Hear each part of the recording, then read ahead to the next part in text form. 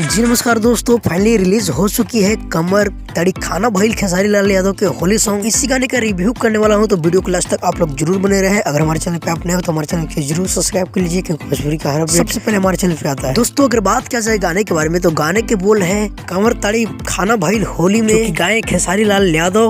Video में नजर आएंगे खेसारी लाल यादव और साथ में रक्षा गुप्ता। दोस्तों अगर बात किया जाए लिरिक्स के बारे में, तो उतनी बेटर तो नहीं लिखा गया है, फिर भी मिला जुला के सही है। और म्यूजिक की फिर वही दशा है, कोई खास नहीं है, पहले जैसा सॉन्ग लग रहा है। जो कि म्यूजिक दिए है एबी गुप्ता ने। दोस्तों ये सॉन्ग मेरा उतना खास नहीं लगा। अगर आप लोग के लगा है तो हमें जरूर कमेंट करके बताइए आप लोग के कैसा लगा है। और अगर आप नहीं सुने तो जाकर सुन सकते हैं, सुजय म्यूजिक वर्ल्ड पे रिलीज कर दी गई है। तो फिलहाल के लिए ये अपडेट था, मिलते हैं किस अपडेट के साथ बहुत जल्द। जब तक लिए जय हिंद, जय भोजपुरी।